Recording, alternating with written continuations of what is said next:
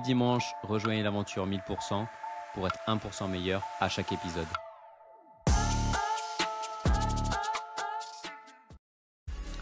Écouter des podcasts, c'est bien, mais vivre un événement, c'est encore mieux.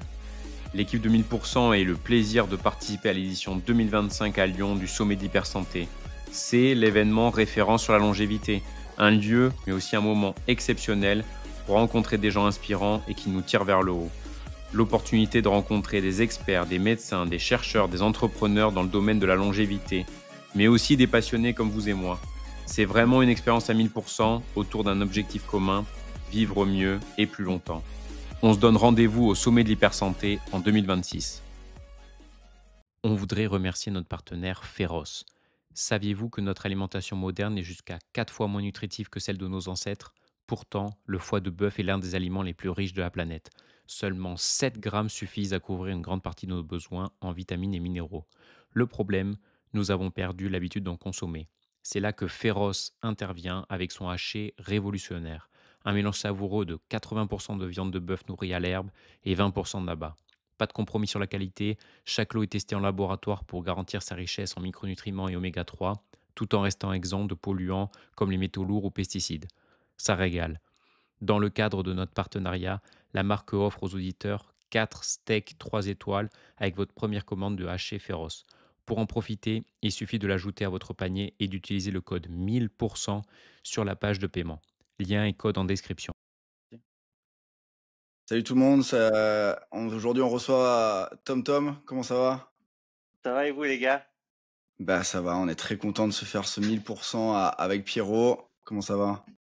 Bah nickel, hein, je suis ravi de... Moi, j'ai jamais fait de podcast avec TomTom, vice-champion du monde d'Irox, et qui a un nouveau défi sur les tractions, dont il va nous faire part. Est-ce que Les tu peux nous en tractions, dire un peu un plus? sujet que t'adores, Mm. Pierre, ça envoie les tractions là dans le garage là, hein. Ouais, moi aussi j'ai un setup minimaliste comme TomTom, il nous montrait son setup, il a pas acheté une barre de traction en or. Je sais pas si je peux la montrer brièvement, elle est La ici. D4 Ouais, classique qui marche. c'est une barre de traction sur support au sol que tu as acheté à Decathlon, hein, pour pas les citer. Exactement. Et du coup, en fait, c'est un rack associé. Tu peux faire, c'est très sommaire, hein. Tu peux faire mettre la barre de squat, mettre la barre pour développer couché, puis c'est globalement tout.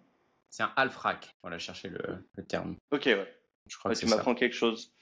Et ouais, elle fait le job. Et elle est un petit peu trop basse parce que pour que mes reps soient valides, parce que j'ai envie de faire la chose très proprement, et du coup, il faut que je sois vraiment en bas à extension complète avant le mouvement et extension complète à la fin du mouvement. Mais comme elle est un petit peu basse, non seulement je dois plier les jambes, et souvent à la dernière répétition, pour pas que je me prenne les pieds, bah, je tends les jambes en premier, mais du coup, ma dernière répétition, elle n'a pas une extension complète sur la fin du mouvement. Et là, je viens d'aller à la salle où je vais faire le défi le 23 août. C'est à ZFit à Rolle en Suisse.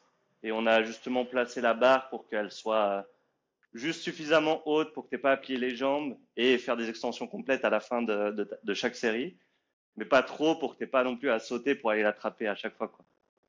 Et, alors, est-ce que tu peux nous dire le défi, ça consiste en quoi exactement?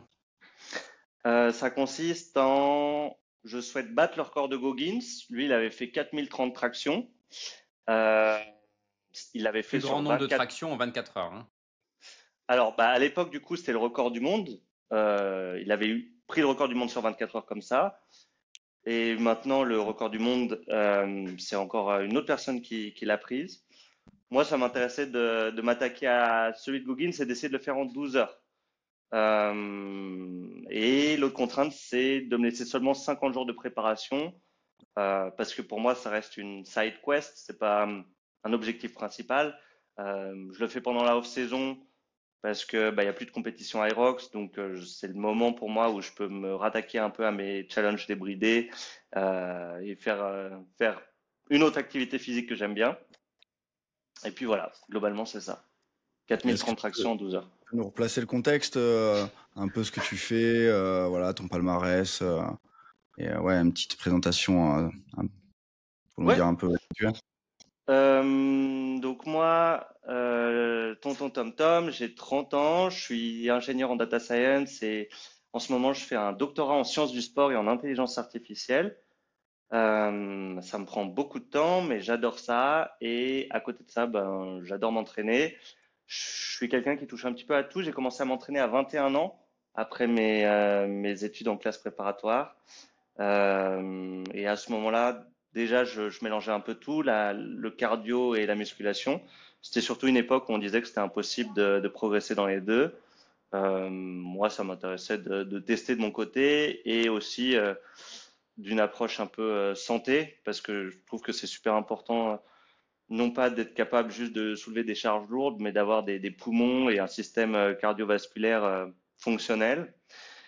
Et dernière chose, ben moi j'ai toujours galéré en endurance depuis petit. Je suis plutôt quelqu'un d'explosif. On va dire que là où je me débrouillais le mieux, c'était le sprint à la récré. Mais au-delà de quelques dizaines de mètres, je m'essouffle vite et j'ai du mal. Et c'est pour ça que je me suis lancé là-dedans. Ça c'est pour le contexte. Et maintenant, sur les dernières années, en fin 2023, j'ai découvert Irox, qui est un sport qui mélange course à pied et des stations qui mobilisent surtout le bas du corps. Je connaissais pas ni le sport ni les stations, mais je trouvais chouette le principe de mélanger les deux. Du coup, j'ai commencé à ce moment-là et la saison 2024-2025 s'est terminée il y a un mois maintenant. Avec mon partenaire de double, Alan, on a pu décrocher le titre de vice-champion du monde à ce moment-là. Maintenant, c'est la off-saison. Donc, c'est le moment où je fais mes challenges un peu débile, un peu sympa. Et puis la saison, elle reprendra à peu près vers mi-septembre, octobre, quelque chose comme ça. Ok, donc c'est le titre de champion du monde qui est prévu pour la prochaine saison. Ouais, et puis essayer d'aller se qualifier à l'Elite 15, c'est les 15 meilleurs doubles au monde qui sont sur un circuit un peu à part. Ok, bon, on a fait deux formats longs, un avec Alan et toi, et un seulement avec Alan. Donc voilà, si vous voulez vous intéresser à l'Irox, allez-y, c'est deux épisodes magnifiques. Aujourd'hui, on parle de pompe, donc dans le contexte Traction. de traction, ouais, pardon. Ouais, On peut faire des pompes aussi. Hein. on peut faire des pompes aussi. Est-ce que, comme c'est la off-saison, est-ce que tu vois un bénéfice d'entraînement? On parlait d'entraînement avant de démarrer l'épisode. Est-ce que c'est pour toi une faiblesse ou quelque chose à travailler, ou c'est vraiment juste pour le kiff? Là, c'est vraiment pour le kiff. Je vois la off-saison comme l'occasion de te ressourcer physiquement et mentalement. Physiquement, je pense que c'est intéressant juste déjà pour la prévention des blessures et puis pour permettre de repartir sur une phase de progression, de changer d'activité, voire de réduire l'intensité à la fin de la saison pendant quelques semaines. Puis ensuite, de travailler des exercices qui sont pas directement ceux de ton sport, mais qui fournissent une bonne base, donc qui se transfèrent bien à ton sport, peu importe lequel il est. Tu peux faire aussi du foncier, donc pas mal de volume en endurance à basse intensité. Et tu peux faire des choses que tu aimes et que tu ne te permets pas de faire pendant la saison parce que tu es concentré sur tes objectifs. Par exemple, dans le trail, pendant l'hiver, du coup, la off-saison du trail, ils vont faire pas mal de ski de rando, qui est une activité outdoor. Ça leur permet de rester en contact avec la nature, de changer un petit peu, de faire beaucoup de volume comme ça, ça fait aussi pas mal ça leur fait pas mal travailler l'endurance de force. Et ouais, je pense que pour certains, c'est une façon de se ressourcer. Pour d'autres, ça va être le vélo à d'autres moments de l'année. Et moi, bah là, pour cette année, pendant cette off-saison, pour ces 50 jours que je me suis laissé, je me dirige vers essayer d'atteindre ce record parce que je trouve ça me permet de reprendre contact avec un peu la calisthénie, l'entraînement au poids du corps, que je faisais moins pendant la saison.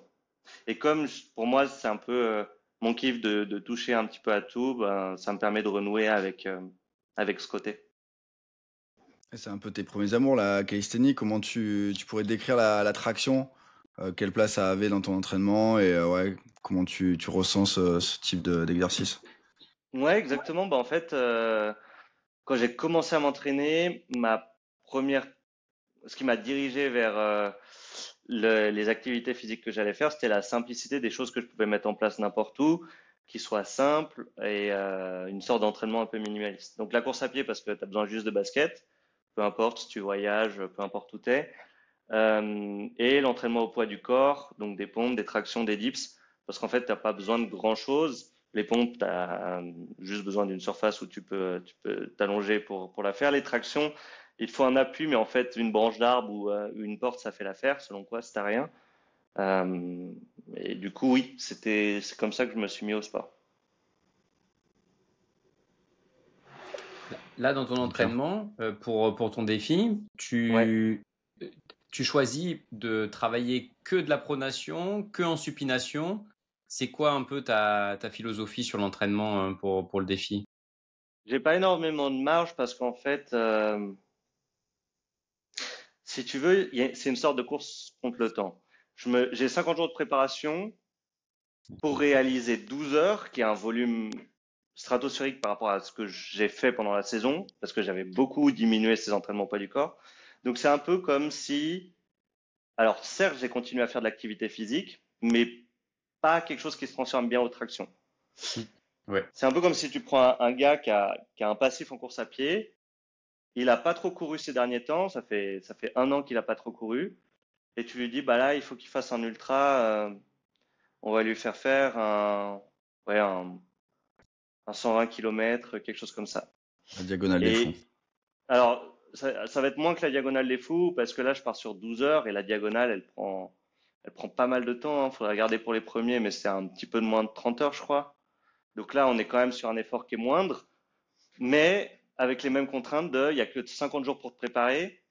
Tu reviens à un niveau débutant dans le sens où ton corps, il est plus habitué à ce genre de contraintes, et tu veux lui faire ça pendant 12 heures. Et ce qui fait, quand je dis que j'ai peu de marge de manœuvre, c'est essentiellement ce dans quoi il faut que je m'améliore, c'est réussir à tenir ces 12 heures, ou en tout cas atteindre au moins les 4030 tractions du record de Goggins, euh, sans me blesser. Sachant que c'est un challenge qui a envoyé pas mal de personnes au casse-pipe, parce que tu peux vite avoir des tendinites, tu peux avoir les coudes un petit peu blessés, tu peux avoir la rupture du tendon du biceps. Donc il y a pas mal de gars qui ont dû s'arrêter parmi ceux qui se sont lancés sur ce genre de challenge. Et moi j'ai conscience de ça, j'ai conscience que j'arrive avec un passif d'il y a quelques années, un manque d'entraînement pendant toute la saison qui s'est passée. Et il faut que, comme un débutant, je reprenne à petit volume et au 50e jour, au moment où je vais faire le challenge, ben, je sois prêt à pouvoir encaisser et assimiler les heures à passer sur la barre et à tirer, quoi. Hmm. Du coup, Et pour répondre à ta question, je fais essentiellement des tractions pronation. J'en fais un petit peu en supination, mais ça se transfère moins bien, donc ça a moins d'intérêt. Donc tu vas rester en pronation tout le, tout le test. Ouais, l'idée c'est de faire le test dans les mêmes conditions en respectant les mêmes critères que ceux qui l'ont fait. Donc les conditions, c'est que tes répétitions, elles doivent être à amplitude complète, bras tendu au début, bras tendu à la fin du mouvement. Alors le keeping est autorisé. D'ailleurs, j'ai l'impression que tout le monde l'a utilisé. Goggins, Truett Haynes et Ho, qui sont ceux qui sont attaqués au corps, ont tous fait du keeping de ce que j'ai vu. Ah, ça change tout. Ouais, ça change tout. Et c'est menton au-dessus de la barre, mais tous avec la tête inclinée. C'est pas tête droite au-dessus de la barre, c'est Hmm. menton. Keeping, tu peux Euh, préciser pour les auditeurs? ouais, alors je suis pas du tout, je pratique pas C'est cette technique, balancier. mais c'est ça. C'est les tractions qu'on peut voir au CrossFit où on va utiliser l'impulsion qu'on peut initier avec le bas du corps pour plus facilement passer la traction. Ça permet de faire plus de volume de ce que je vois, enfin de ce que j'en ai compris. Oui, tu utilises l'énergie élastique. Voilà, il y a un gain d'énergie, quoi. Ouais, c'est ça. Moi, je fais pas du tout de keeping et mon souhait, ça serait de pas en faire pendant les 12 heures. Après, je me prononce quand même pas aujourd'hui parce que je sais absolument pas. Je me lance dans l'inconnu, donc je sais pas du tout comment le corps va réagir. Peut-être qu'après 4 heures, je serai incapable de faire une seule traction stricte et qu'en fait, j'aurais pas le choix de passer à du keeping. Donc, voilà. Idéalement, j'aimerais bien tout faire propre et puis on verra ce que je peux faire le jour J. Oui, parce que l'idée pour les auditeurs, là, c'est que s'il y a des clés que tu vas pouvoir nous transférer pour que les auditeurs puissent, et même nous, hein, puissent améliorer nos performances sur les tractions, de passer de 15 tractions strictes à 25 ou de 25 à 50. Comment est-ce que tu vois en fait, parce que toi finalement ton objectif c'est pas de les faire 100 par 100, c'est de tenir comme sur de l'ultra. Euh, Là finalement ton plan de course pour les 12 heures, ce sera quoi? Ouais, c'est exactement ce que tu as dit, c'est de tenir comme un ultra. Alors, à la différence que l'ultra, le coût énergétique de chaque pas et le coût musculaire, nerveux, peu importe, il est assez faible. Là, le coût de la traction, c'est un seuil, c'est une marche qui est un peu plus haute. Hmm. Et du coup, l'ultra, en plus, tu as le fait que tu peux changer la position des pieds. Donc, si jamais tu commences un peu à avoir mal, tu peux un peu plus t'adapter que sur la traction où là, tu n'as qu'un seul point de contact. Mais du coup, sur l'ultra, l'idée, c'est toujours un pas après l'autre, de continuer. Là, les tractions, c'est un effort plus discontinu dans le sens où, comme chaque traction, c'est un coût beaucoup plus haut que juste courir, faire un pas en avant, eh ben, tu es obligé de faire des petites séries, récupérer, reprendre la barre, faire une petite série, récupérer et ainsi de suite, jusqu'à ce que, en gros, t'en puisses plus. Le, Moi, mon objectif, c'est pas que je me crame trop tôt. C'est pas que, comme je disais à l'instant, après 4 heures de traction, je sois incapable d'en faire une de plus. Donc, toute la difficulté pour moi, ça va être de gérer ça, étant donné que là, il s'est passé, je veux pas dire de bêtises, mais je crois que ça fait 13 jours depuis que j'ai commencé, donc il me reste 37 jours. J'ai pas fait plus de, ouais, j'ai fait 2h30. Et du coup, j'ai aucune idée de ce qui se passe à 4 heures, à 6 heures, et il va falloir que je commence un minimum économe pour avoir un peu de marge pour la deuxième moitié. Tu t'as fait quoi? Un EMOM, c'est-à-dire toutes les minutes, 6 mouvements pendant 2 heures et demie? C'est ça que tu as fait? Ouais, globalement, c'est ça. Globalement, c'est ça. Alors, le nombre de répétitions, il varie en fonction de où j'en suis dans le temps, mais globalement, c'est ça. Et ta stratégie de course, ça sera celle-là sur 12 heures. Ouais, exactement. Ok, bah bon courage, hein. Enfin, Merci, les gars. Et pour transférer sur la technique de la traction en elle-même, parce que là, bon, on a bien compris que tu partais sur un record qui était inaccessible pour le commun des mortels. Mais quel serait, avec le recul sur la traction, quels seraient les tips que tu pourrais donner au niveau technique pour qu'on Ouais, réalise une bonne traction? je pense que, en tout cas, déjà, pour réaliser ces premières tractions, les deux exercices que je trouve les plus efficaces, ça va être les tractions délestées, où on va mettre un élastique qu'on peut accrocher à la barre, qui fait que on tend l'élastique, on met ses pieds dedans et il nous porte un petit peu. C'est comme s'il enlevait quelques kilos. Plus l'élastique a une résistance élevée, plus il va nous aider. L'idée, c'est de commencer avec ça, avec des élastiques qui tirent fort et qui te permettent de passer plus facilement une traction, si tu peux pas la passer au poids du corps. Et au fur et à mesure des séances, d'essayer de faire ces tractions, mais avec des élastiques de résistance moindre, jusqu'à réussir à faire le mouvement complet sans élastique. Pareil, si on a des problèmes de mobilité, si on n'arrive pas à commencer et finir bras tendus, c'est pas du tout dérangeant de faire des tractions partielles au début. On aura ensuite la possibilité de gagner en amplitude au fur et à mesure qu'on s'entraîne et qu'on sera plus à l'aise avec le mouvement. Donc ça, c'est le premier exercice. Il y a aussi cette possibilité en salle. Des fois, il y a des machines qui délestent. Là, c'est pas un élastique, mais c'est un espèce de siège en fait où on met ses genoux et ça nous permet de faire la traction en étant un petit peu délesté. Même les Et dips délestés, ouais. Ça fait dips et exactement, traction, ouais. exactement. Et le deuxième exo que je trouve aussi efficace, c'est la traction négative, où là on fait que la partie de descente du mouvement en essayant de retenir et de contrôler le mouvement au maximum.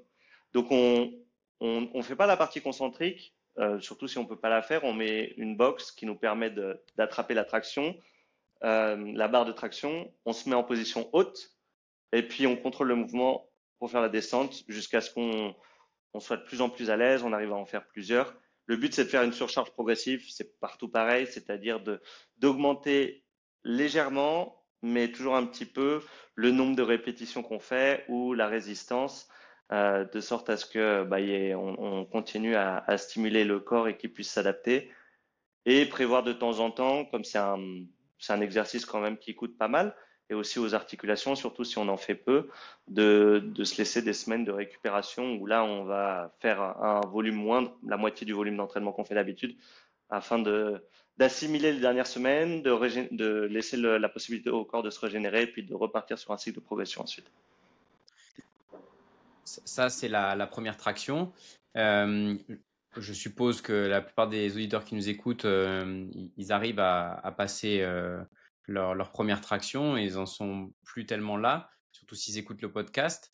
Et pour celui qui va être intermédiaire, celui qui arrive à faire ces tractions en série entre 8 et 12, et il est en plateau, il n'arrive pas à progresser, qu'est-ce que tu pourrais lui donner comme conseil à ce moment-là? Qu'est-ce qu'on peut faire? Moi, j'aime bien le format assez simple de travailler à une ou deux reps de l'échec. Donc, par exemple, si son max c'est 12, une série de 12, il peut travailler en série de 10. Au début, il va prendre le temps de récup qu'il lui faut. Puis l'idée ensuite, c'est de diminuer ce temps de récup ou alors d'augmenter, de passer à des séries de 11 et de travailler assez proche de son max. C'est souvent ce qui stimulera le plus ben, la progression de cette aptitude, sachant que travailler son max au poids du corps, c'est pas la même chose que travailler son max en termes de charge lestée, etc., etc. C'est toujours très spécifique, même si c'est le même mouvement.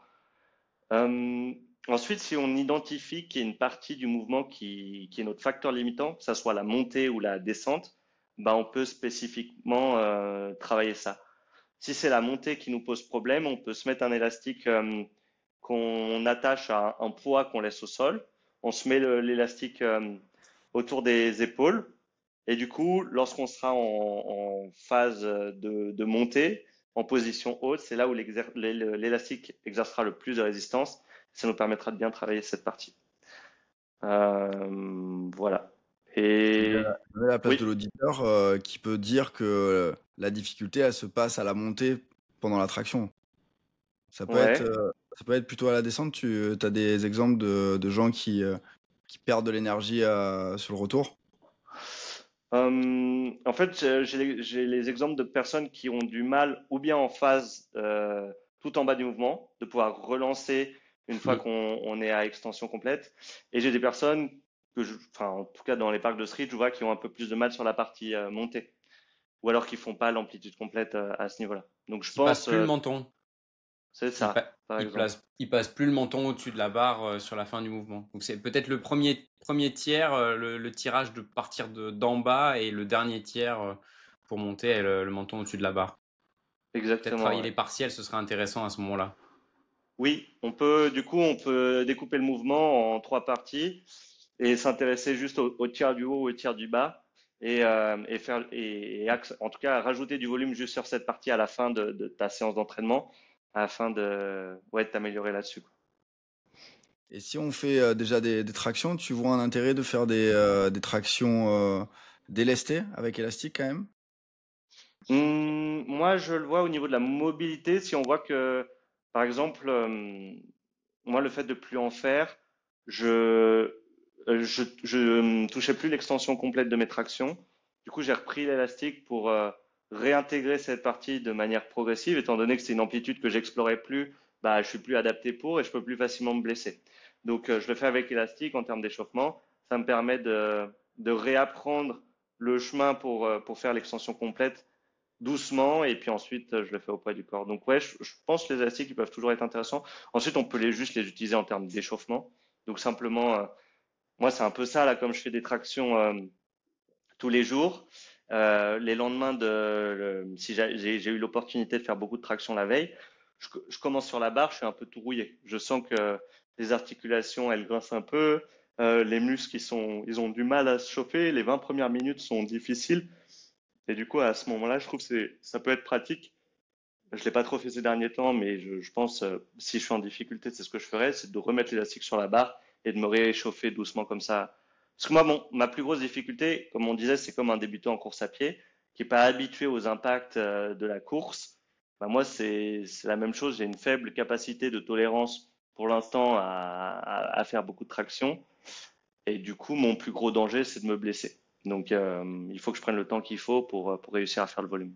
Mais t'en fais quand même tous les jours. Ouais, j'en fais tous les jours. Bah là, t'as pas le choix, t'as 50 jours, Ouais, là, faut c'est la envoyer course là. contre la montre. Ça passe ou ça casse. Donc, Mais à quel moment est-ce que tu penses que tu peux récupérer d'une session de 2h30 la veille de traction, de pas se de pas se laisser un jour de récupération entre chaque session, ça te semblerait pas plus optimal? hum, je suis quelqu'un qui supporte assez mal les grosses charges d'entraînement suivies des phases d'immobilité. Donc, ce que je dis immobilité, c'est le fait de rien faire du tout, de pas bouger.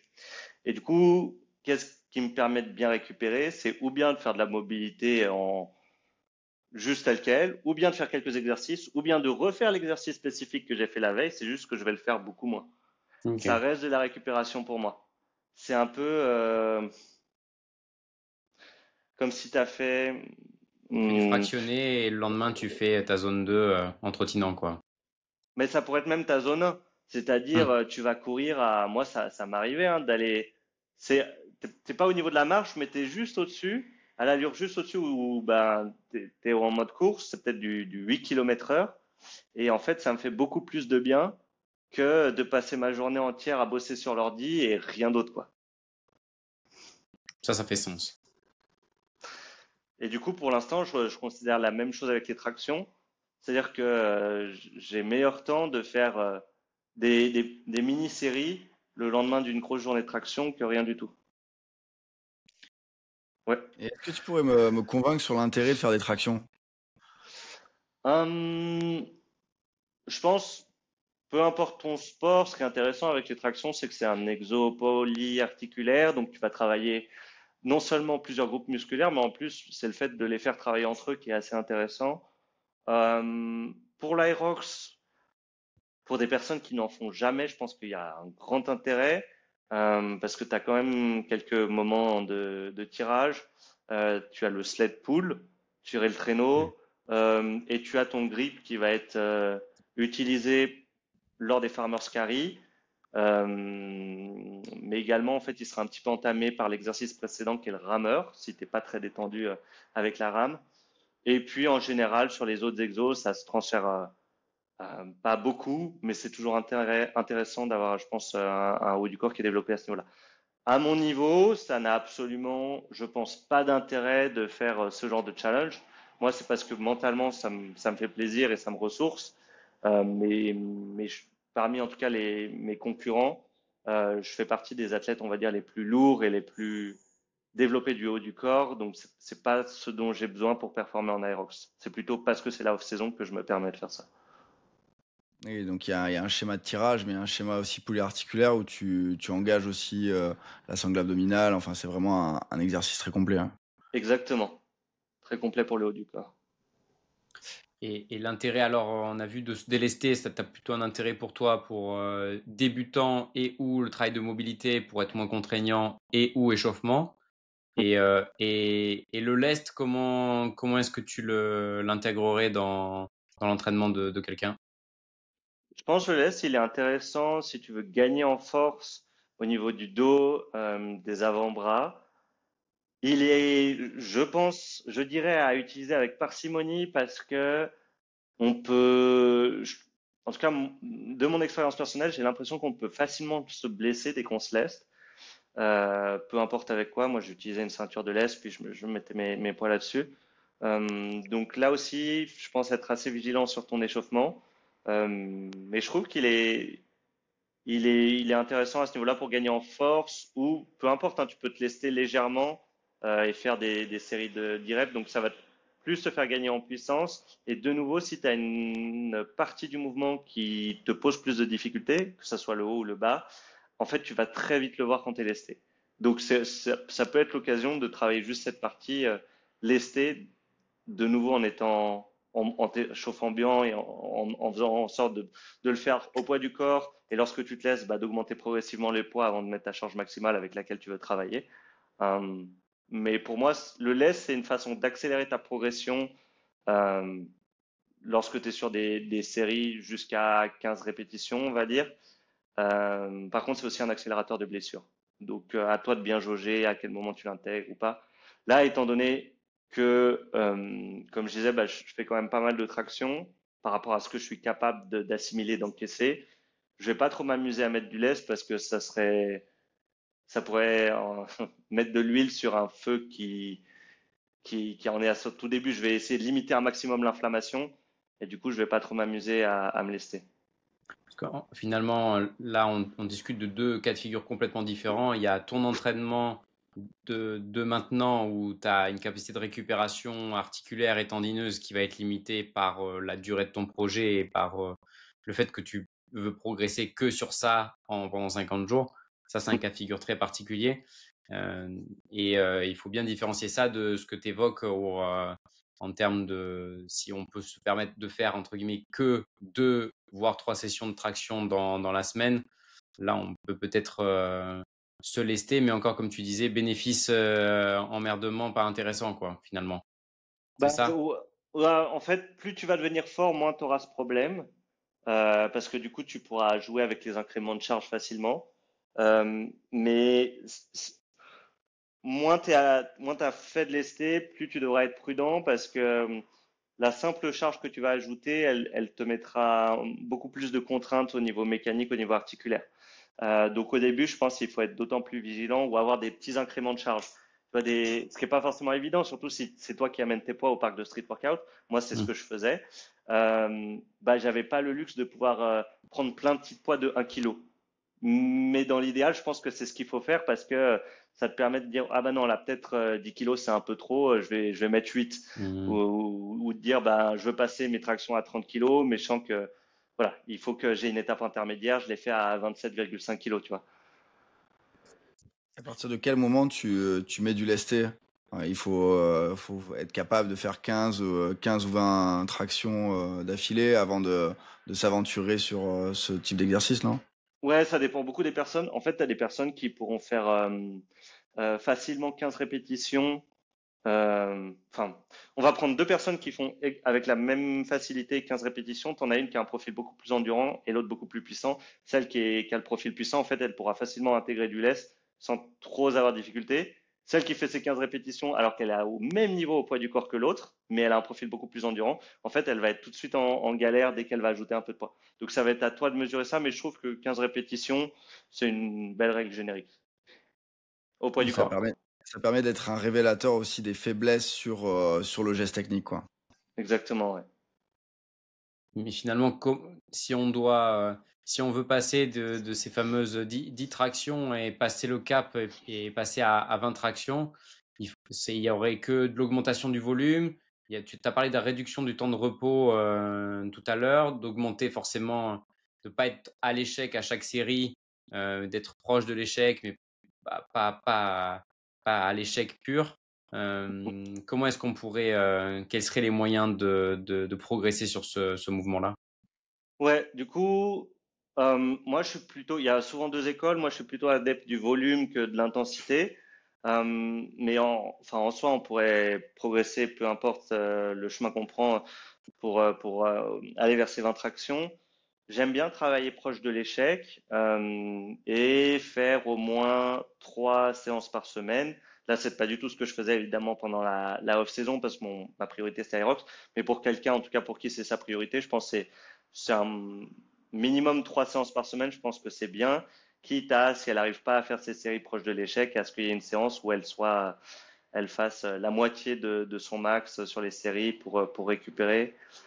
Des formats qui sont un peu plus ludiques et qui permettent quand même de s'améliorer, d'augmenter son nombre maximum de répétitions, c'est les pyramides, où là, par exemple, disons que ton max c'est 10, tu vas faire une série de 2, 3, 4, 5, 6, 7, 8, 9, 10, et tu redescends ensuite 9, 8, 7, 6, 5, 4, 3, 2.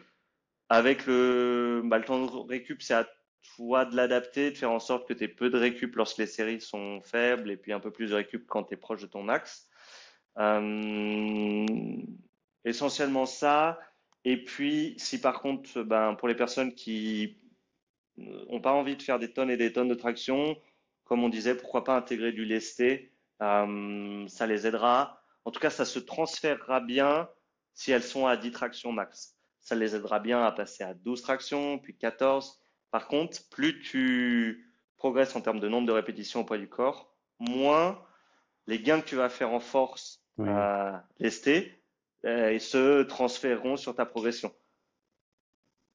Il faut que tu gagnes en endurance de force. Ben oui, c'est le problème. Donc tu pourrais te lester, mais par contre faiblement. Tu pourrais ajouter, en fait, tu t'ajoutes juste 3 kilos ou 5 kilos. Et pas 10, 20 ou plus, si tu peux supporter plus, parce que ça aura des intérêts très spécifiques, mais moins sur ton max de répétitions si tu t'approches des 20 répétitions, 30, 40, peu importe.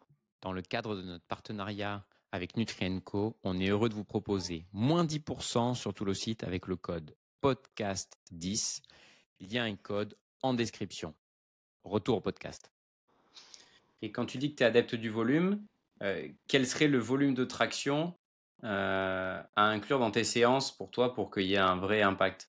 Est-ce qu'on parle en nombre de séries, en nombre de répétitions? Comment se positionner par rapport à ça? En temps de En nombre de suspension, séries, ouais. Tu disais quoi, Vincent? peut-être en temps de suspension, de temps de travail, quoi. Oui, moi, ce que j'ai fait quand j'ai commencé, c'est pendant mes séances, c'était 10 séries. Je faisais très peu de traction. D'ailleurs, au tout début, j'ai quasiment pas réussi à en passer une. Donc, je m'aidais un petit peu du bas du corps. Et puis, au fur et à mesure, donc j'ai fait ce schéma un peu de progression. J'utilisais pas les élastiques, mais je pense que si c'était à refaire, je les aurais pris. Et en fait, ouais, après, quand j'étais à 15 répétitions au poids du corps, je faisais 10 séries. Puis au fur et à mesure que j'ai gagné en nombre de répétitions, 25, 28, 30 par série, là par contre, j'ai diminué le nombre de séries. C'était plus par contrainte de temps, mais aussi de toute façon nerveusement. En fait, plus tu progresses et plus chaque série max va te coûter. Et du coup, moins tu vas pouvoir relancer sur celle d'après. Même si tu n'es pas au max, même si tu es à 3 ou 4 répétitions d'échec, ça te coûtera plus si tu fais 30 tractions au poids du corps que si tu en fais 10. Euh, donc, je pense, ce qu'on peut regarder, c'est le nombre total de répétitions à la séance. Et du coup, ouais, quand j'étais à 15 répétitions, j'en faisais 10, ça me faisait 150 de volume sans compter l'échauffement. Je trouve que c'est assez raisonnable. En tout cas, pour mon profil, c'était quelque chose de ce dont j'avais besoin pour bien progresser, quoi. Et moi, il y a peut-être que tu peux m'aider. Moi, je trouve c'est la monotonie en fait des tractions qui m'éloigne. Parfois, je vais avoir des cycles, voilà, je vais me massacrer à la traction. Je sais que Pierre, il est plus régulier sur ça. Quels sont tes tips pour casser cette monotonie de la traction? Est-ce que tu conceptualises peut-être un entraînement croisé avec des machines de tirage à la muscu ou autre chose? C'est une bonne question parce que moi je suis plutôt une brute, donc je mets ma musique et puis j'enchaîne les séries. Mais on va dire que j'ai plus forcé, même s'il y a de la monotonie. Mais si on devait faire des exercices qui seraient semblables et qui se transféreraient quand même bien, on pourrait faire du tirage à la poulie en salle ou les tractions délestées en salle. Il n'y a pas non plus énormément. Je vais pas trop parler de tirage à la poulie parce que on peut être très fort sur le tirage à la poulie et pas réussir à faire une traction au poids du corps. Surtout si on est lourd.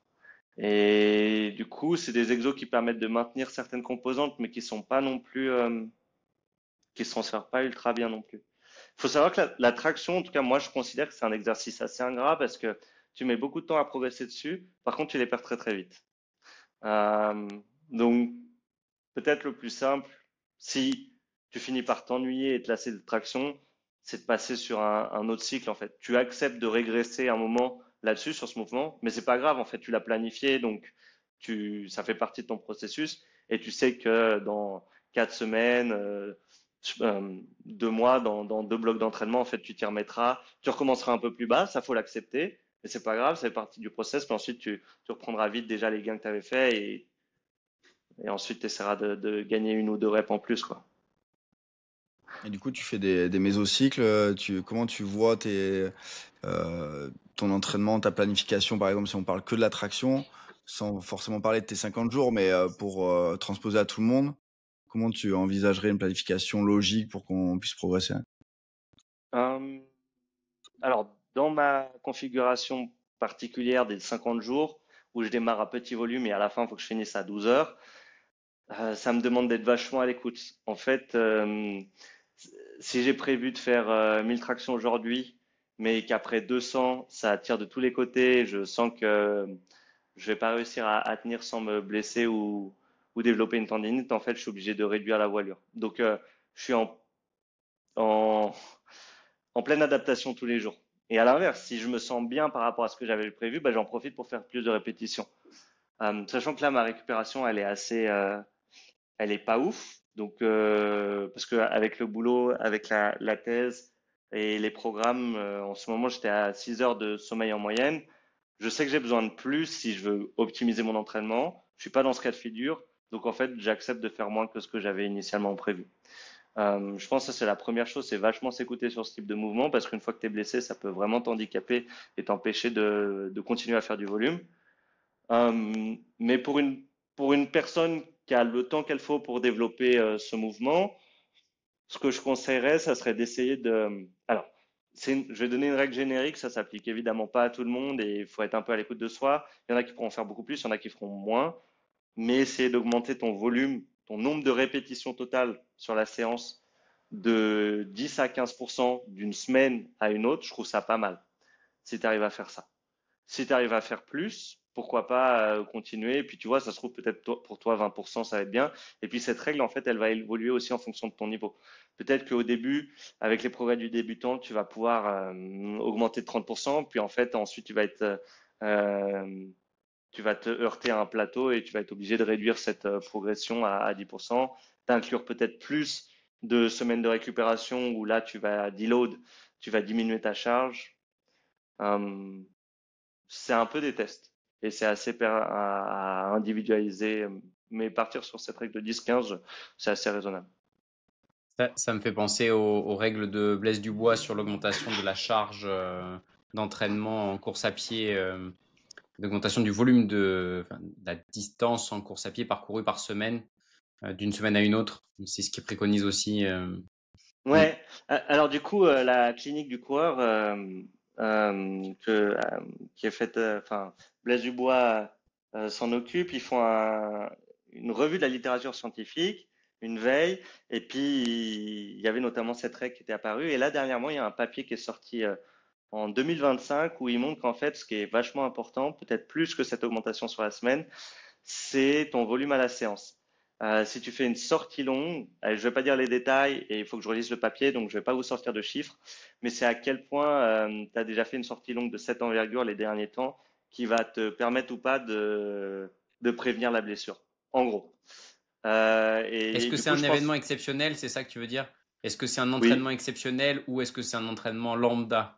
C'est ça? oui, Ok. oui. Sachant qu'en fait, toi, notre difficulté, elle réside dans les deux, c'est-à-dire si tu fais quelque chose de lambda, toujours le même entraînement, Hmm. monotonie, tu vas amener peu de stimuli. Tu Ouais. peux toujours progresser, hein, mais ça t'en amènera moins. Par contre, si tu vas t'amuser à explorer des trucs que tu fais pas d'habitude, des hautes intensités, un peu plus de volume, peu importe, bah là, généralement, tu vas pouvoir plus progresser, mais tu es aussi plus vulnérable à la blessure. Donc, c'est toujours ce jeu entre les deux. Et tu as totalement de raison de dénoncer la course à pied. C'est que tout à l'heure, je fais l'analogie avec un débutant en course à pied. La comparaison à sa limite, mais il y a quand même ces mêmes contraintes mécaniques. Là, c'est pas un sport à impact, mais la traction, c'est un mouvement qui va quand même mettre à rude épreuve tes articulations, tes tendons. Donc, il Hmm. y a toujours un peu ce respect de la charge d'entraînement, comme dans la course à pied. Et en prévention de blessures, de la traction, du coup, si on se met à s'entraîner à la traction, on voit on s'expose aussi à la blessure. Qu'est-ce que tu ferais, toi, pour prévenir des blessures? Donc la charge d'entraînement, mais est-ce que tu as des exercices pour prévenir tout ça? Hop là, je remets l'écran. Je sais pas pourquoi il est passé en noir. Ah mince, il n'y a plus de 2 secondes, les gars. Vas-y, J'ai plus vas-y. de batterie. De toute façon, je pense que on coupera de toute façon. Vas-y, 42 coupures. Ouais. Bon, on a fait le tour, non? Ouais. Ok, c'est bon, l'électricité est revenue. Vous étiez à 5%, on a failli perdre le truc. C'est bon, ça. Tu pourras nous dire là les exos de prévention de blessures et qu'est-ce que tu vois d'autre à rajouter sur les tractions là? Je pense qu'on arrive au bout du truc, non? Oui, oui. Ok. Pour prévenir les blessures, donc je pense pour moi la première règle c'est la gestion de la charge d'entraînement en faisant en sorte d'avoir une progression qui est suffisamment raisonnable pour ne pas avoir ces douleurs, ces signaux un petit peu qui t'annoncent que bah en fait tu arrives à un point limite du corps qui fait que peut-être tu en fais trop pour sa capacité à assimiler l'entraînement. À toi de voir combien tu peux progresser de semaine en semaine, de séance en séance. C'est assez personnel, c'est un peu de l'exploration. Je parlais de 10-15%, je pensais bien démarrer là-dessus et ensuite de voir où est-ce qu'on peut continuer, est-ce qu'on peut en faire un petit peu plus, un petit peu moins. L'échauffement, pour moi, c'est l'occasion un peu de sonder son corps et voir qu'est-ce qu'on peut faire lors de la séance. Les signaux que vous aurez, que le corps vous envoie lors de l'échauffement, vous permettent de dire un peu ce que vous pouvez faire. Vous pouvez faire la séance normale, un peu plus, un peu moins. Et ça se développe. En fait, ce qu'on a remarqué moi, au cours de mon doctorat, j'ai fait une étude avec les coachs des athlètes élites. Et un des pouvoirs un peu qu'ils ont développé par rapport à ceux qui pratiquent moins leur sport, c'est l'écoute de leur corps et leur capacité à juger la difficulté d'un entraînement et à juger la récupération nécessaire, la période qu'il faut pour pouvoir refaire un entraînement. Et ça, bah, c'est pareil, en fait, au début, vous ne saurez pas trop comment réagir, mais au fur et à mesure, on développe une sorte d'intuition pour savoir ce qu'on peut faire lors de la séance ou pas. Une fois qu'on est blessé, alors moi, je suis pas médecin ni kiné, donc je peux pas vraiment donner de conseils pour se soigner. Je pense que le mieux dans ces cas-là, c'est de consulter en fait, et puis eux vous donneront les conseils qu'il faut pour les exercices à faire à la maison et au cabinet pour pouvoir revenir le plus rapidement sur le terrain. Et évidemment, c'est de ne pas entretenir la blessure. Donc une fois qu'on a mal, euh, je pense que c'est ça. Alors, de nouveau, ça sera à voir avec le personnel soignant, mais c'est pas mal de rester en dessous du seuil de la douleur. Et du coup, si on voit que les tractions nous font mal, mais qu'avec l'élastique, elles nous font pas mal, ma règle de base, c'est du coup de continuer à pouvoir faire le volume qu'on est capable d'assimiler, celui où on n'a pas de douleur. Dans certaines règles, dans certains cas, le kiné vous dira qu'en fait, bah, vous pouvez vous entraîner jusqu'à une douleur évaluée à 3 ou 4 sur 10. Ça dépend évidemment du cas de figure, de où on est des blessés et de votre capacité à récupérer. Donc ça, c'est assez personnel. Mais ouais, pour rebondir sur ce que tu dis, c'est très bien. De toute façon, consulter, parce qu'on est tous les deux kinés avec Vincent, consulter et arrêter d'attendre et de venir au bout de 3 mois dans le cabinet fracassé. On en voit trop des comme ça. Et ouais, bah, forcément, la règle, c'est que si vous avez des douleurs, de les avoir plutôt que sur les dernières séries de votre entraînement.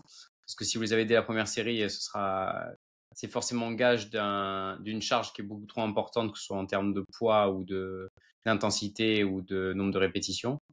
Et après, ce qui peut être intéressant, c'est effectivement, ce que tu disais, c'est d'évaluer s'il y a une portion du mouvement qui est plus difficile pour vous. Là, vous êtes plus faible et ce qui va être facteur de risque plus tard pour une blessure.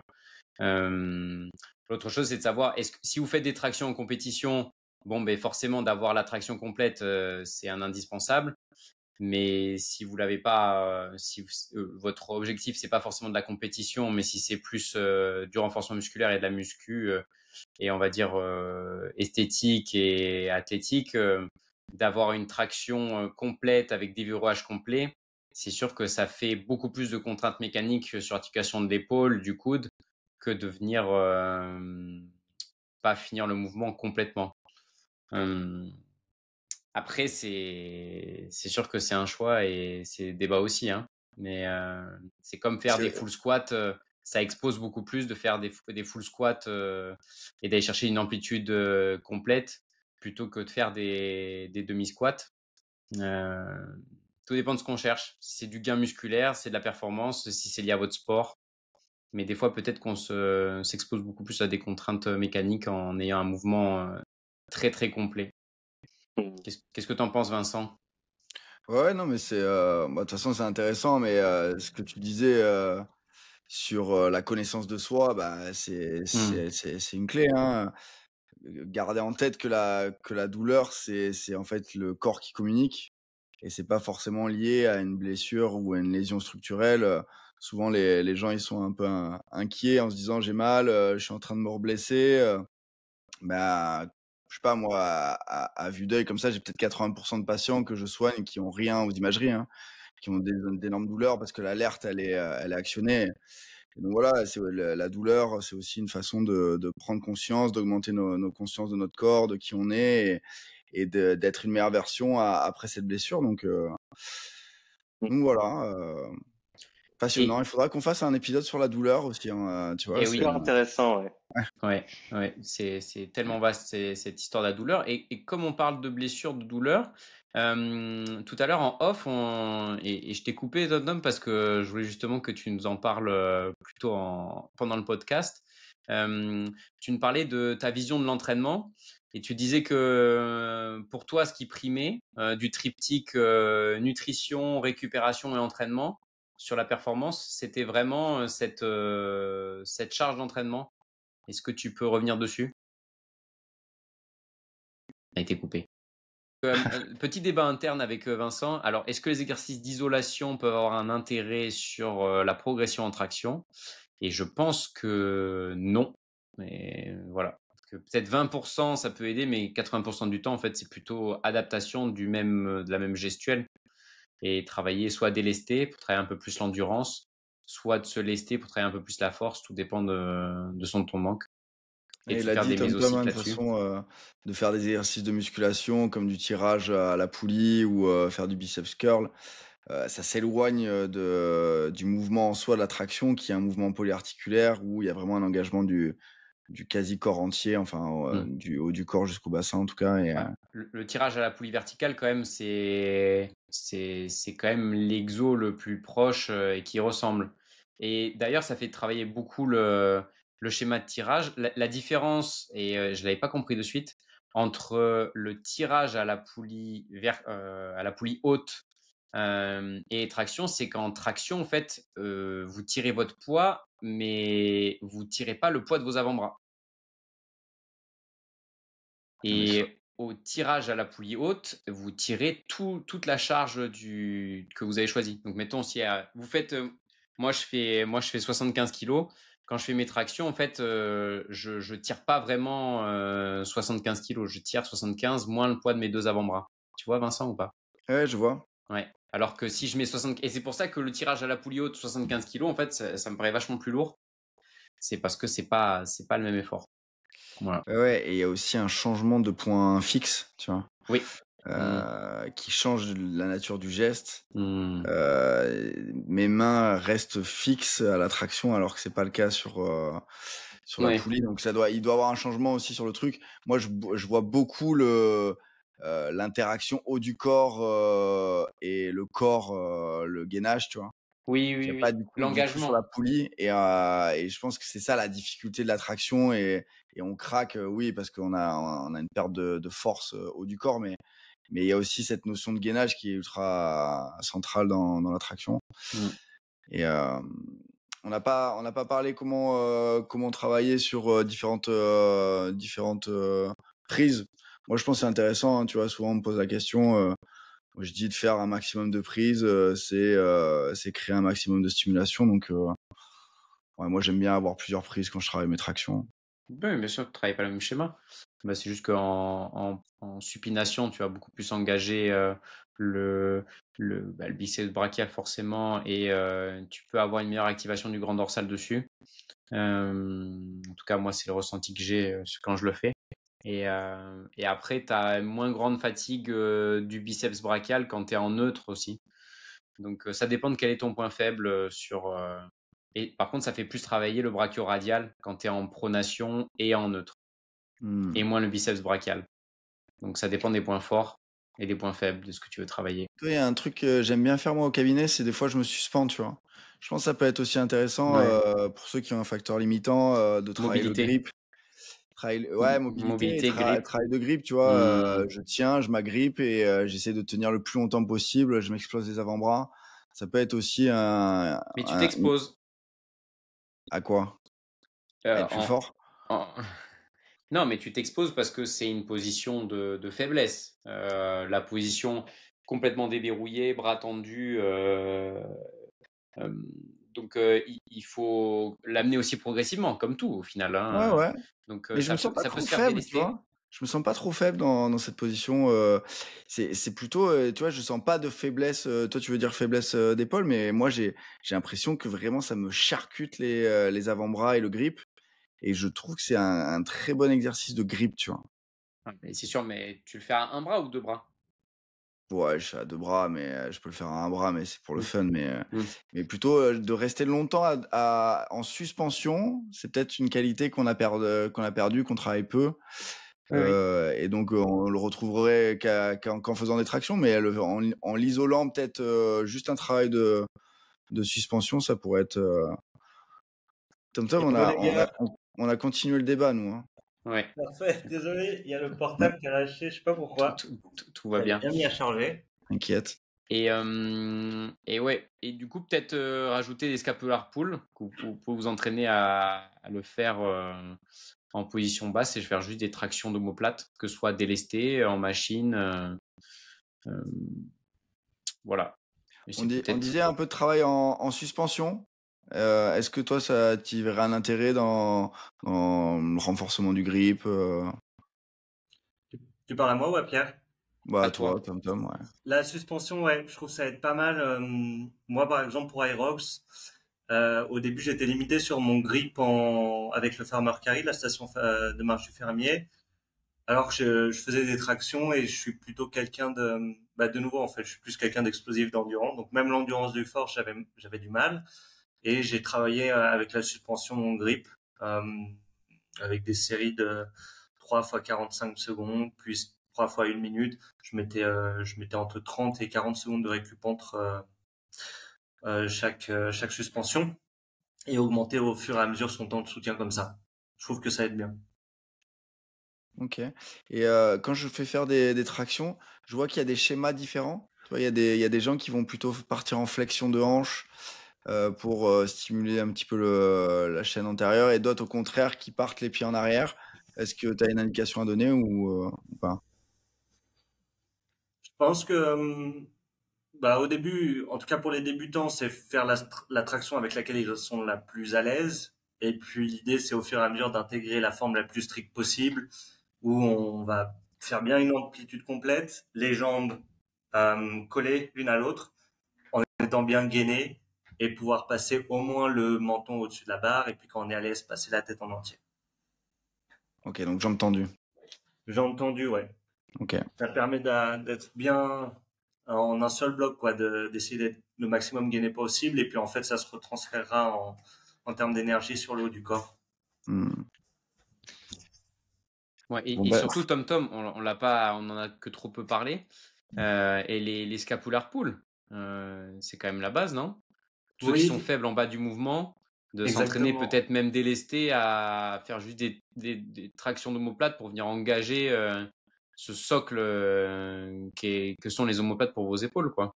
C'est ça. Quand on disait travailler la partie basse du mouvement, en gros, c'est des scapular pulls. Des fois, passer au niveau supérieur, donc on se rajoute un tout petit peu de distance, on commence le début de la traction, mais c'est exactement ça, travailler en fait la partie spécifique qui nous limite le plus. ok, nous on est 1000% là. C'est quoi ton conseil pour avoir des tractions à 1000% là? Qu'est-ce que tu peux nous dire Tu veux dire les Question meilleures piège. tractions possibles? Ouais, non, j'en sais rien. Quel est le tips ultime pour être à 1000%, quoi? Il faut du volume. Tom Tom, il va te dire, Ouais, les gens tu vont te être un peu butes. déçus parce que moi, étant donné, en plus, je suis le mec souvent qui galère, donc qui compense ça avec beaucoup de travail. Donc généralement, j'ai pas de trucs et astuces, des petits raccourcis. Alors il y a des conseils sur la gestion d'entraînement, la prévention des blessures et tout ça et pour progresser. Mais ma formule, elle est très. Tu parlais de monotonie. Moi, ma formule, elle est très euh, laborieuse et simple en fait, qui est d'augmenter en fait ta charge de travail à chaque fois où ça peut être ton volume ou ton intensité. On parlait de charge, ceux qui ont marre de faire des tonnes et des tonnes de traction, bah, ils peuvent faire des tractions lestées, euh, en veillant bien à faire des semaines de temps en temps de récupération. Mais il n'y a pas de secret en fait, c'est des années et des années de travail. Et là, je dis que je me laisse 50 jours, que j'ai très peu fait de traction pendant la saison parce que c'était pas du tout la priorité et que j'ai fait une saison qui était très spécifique pour cette fois. Généralement, moi, j'aime bien toucher à tout. Et là, je pense que c'était la période où j'ai le moins touché à tout. En fait, j'ai surtout fait une préparation pour l'Irox avec de la course à pied, des stations, etc. Mais en fait, derrière, j'ai quand même un passif de... Hier, je fêtais mes 9 ans d'entraînement. Donc, il y a quand même finalement beaucoup de répétitions accumulées au cours du temps qui font qu'aujourd'hui, je suis beaucoup plus à l'aise avec ce mouvement que quand j'ai commencé, quoi. Il y avait quoi, du champagne, un petit gâteau là pour les 9 ans? C'était une petite fête? Un tiramisu. Ah, ok. Non, Et, j'ai du melon. Du melon parce que je viens de finir ma séance. et, tout à l'heure, avant que ça coupe, je te demandais, tu disais que dans le triptyque charge d'entraînement, récupération et nutrition, enfin sommeil et nutrition, on surdosait un petit peu trop les effets que pouvait avoir la récupération et la nutrition. Et que pour toi, en fait, dans le triptyque, le plus important, ce serait plutôt la charge d'entraînement et que ce soit la qualité ou quantité de l'entraînement qui était roi, c'est ça? Alors, je dirais pas qu'on surdose la récupération, l'alimentation, le sommeil, etc. Je pense qu'au contraire, c'est très bien de lui donner toute l'importance qu'elle mérite, la récupération, parce que en fait, sans récupération, on n'arrive pas à progresser. Évidemment. Mais, par contre, il faut pas minorer l'entraînement. C'est-à-dire, il faut donner toute son importance à la récupération, et pour moi, il faut en donner encore beaucoup plus à l'entraînement. Parce qu'en fait, quelqu'un qui a une récupération optimale, c'est bien, il est en bonne santé, c'est la priorité. Mais par contre, il va pas progresser s'il fait pas des entraînements. Et s'il fait des entraînements, mais en fait, il fait tout le temps la même chose et il va pas chercher à faire une surcharge progressive, bah, généralement, il va beaucoup moins progresser. Et en fait, tu as des personnes qui mettent 100% de leur focus sur la récupération, les bains froids, les pistolets de massage et tout ça. Mais en fait, ils font 2 heures de sport par jour, toutes les semaines, ce qui est bien pour un maintien en bonne santé. Là-dessus, je vais absolument pas péjorer ça et c'est une très bonne chose. Mais par contre, elles s'étonnent de ne pas progresser.